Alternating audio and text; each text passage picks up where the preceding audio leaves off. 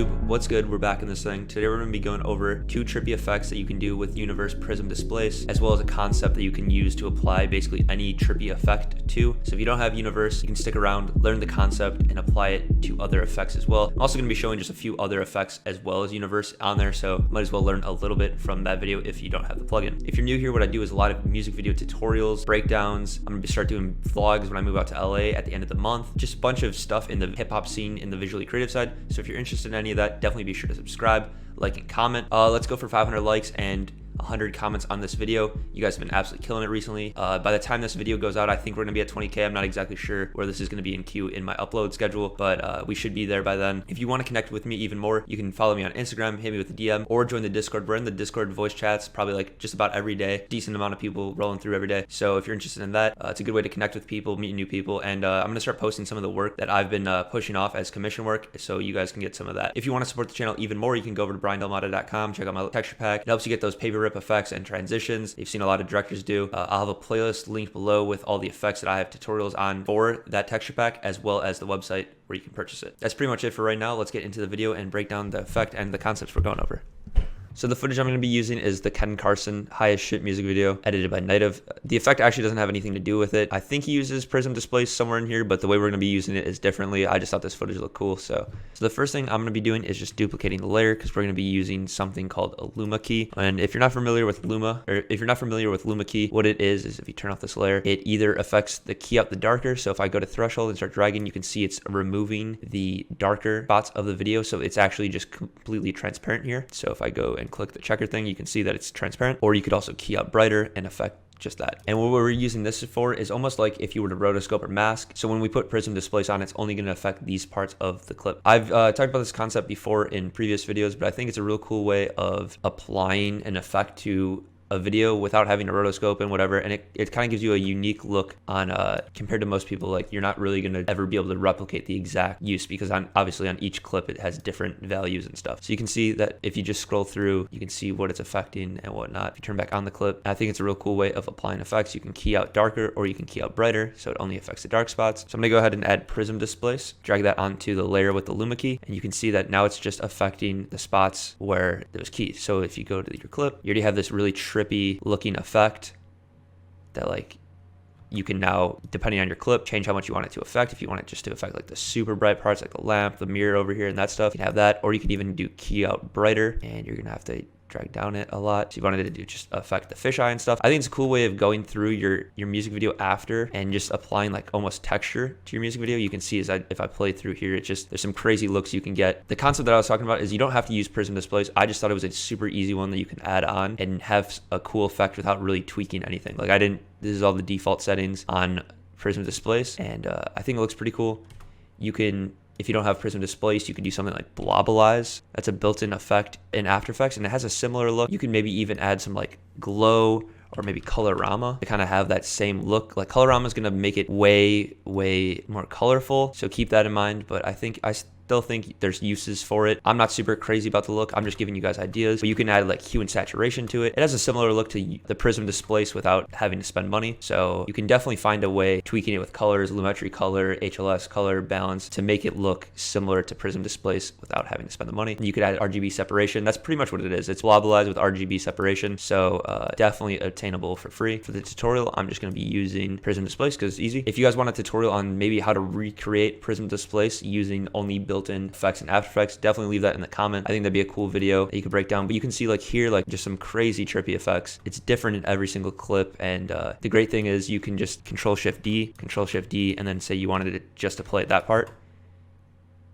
You could have it cut and then cut back. So you can almost use it as like a texture, like a B-roll shot, cutaway shot, just to add a little bit of difference in your clip. And obviously tweak the settings, make it unique. Could add glow. Sapphire glow is a good one to always add on. And then just play with the threshold, brightness to make it look however you want, and then the glow width are the 3 things that I change the most often. Another tip is if the clip isn't looking how you want it to, maybe try switching it over to key out brighter instead of key out darker, or vice versa, depending on what you're on. This clip's gonna look a little weird because it has black bars. So if you didn't have it, if you added your own black bars, it wouldn't be affecting here. here because you would have the black bars on the layer above. So it'd only have like this part right here. So just imagine that, or you could like crop in your clip. Yeah, that's just another tip that I would go ahead and say. But that's pretty much it for the first trippy effect. The second one we're going to be doing is going to involve a little bit of rotoscoping, a little keyframing. I think it's a cool transition into a clip. So I'm just going to find a spot where I think I could keyframe pretty easily. There's a lot of effects in this music video. So Control-Shift-D, just to split where we want the effect to take place. And I'll split it right here again. And then clicking on that middle clip where we want the effect to take place. Go to rotoscope, double click on the layer, and rotoscope out your subject. This is obviously going to be a little bit of a hard one to do just because there's not much contrast in the clip. But if you have rotoscope 2 and you've updated your Adobe all the way to the most recent one, it actually should do a pretty decent job of getting you rotoscope. Then I'm just going to go frame by frame, clicking, not really changing much because the effect like overlays over him anyways. So it's not that big of a deal if it's not perfect. See, it starts breaking away here.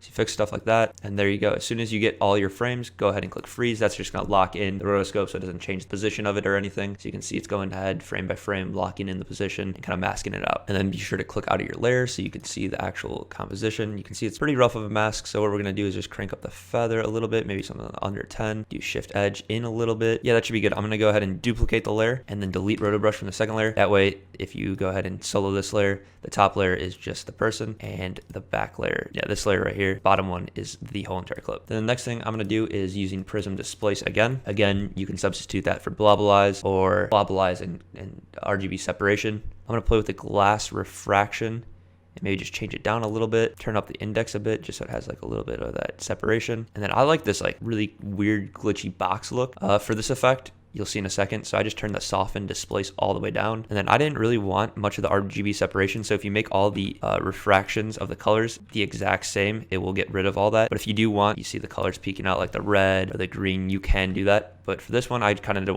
wanted it to be just all green. So I just turned them all to 1. And then if you play around with the gamma, you can kind of get a different look depending on what you're going for. I think it looks cool when his head's like all like super bright green from here. It's basically just playing with the background layer and putting it in here.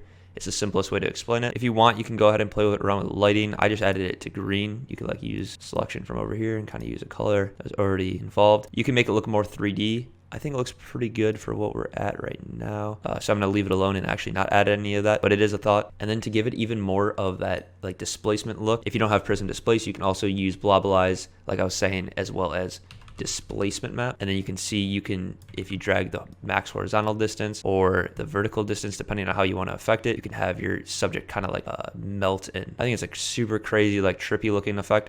So I just go to the beginning of the clip where I want the effect to start and then keyframe both of these and get like a look where it's like kind of far away, and then maybe go like 10 frames in or something and then just bring it back. And what I'm going to do is actually keyframe both of those. I only brought back the horizontal to like 10, so it's basically at default, and then I keyframed the vertical to the same thing, so you actually didn't really need a vertical or keyframe it. I'm gonna go 10 frames and then bring that down to 10. That way it kind of like comes in horizontally first and then starts going down. It just adds a little bit more movement to it. You can see maybe actually instead of 10 frames I'm gonna go 5. It happens a little faster with the vertical, but that's just the idea as well. Highlight them all, click F9 to make them easy eased, or you could right click frame assistant, click easy ease if you don't have that keybind. But I think that's just like a cool transition to your clip. And say you didn't want the you just wanted the overlay and not the clip to be playing right now, so you could find where you want this cut. And then I'm just going to drag, see on the background layer, I just removed it. So now it's just transparent here. And then I'm just going to find a clip, and you can see that that's a cool way of transitioning in. You could add like turbulence displace and stuff like into the background. You could add some of these effects. You could basically just copy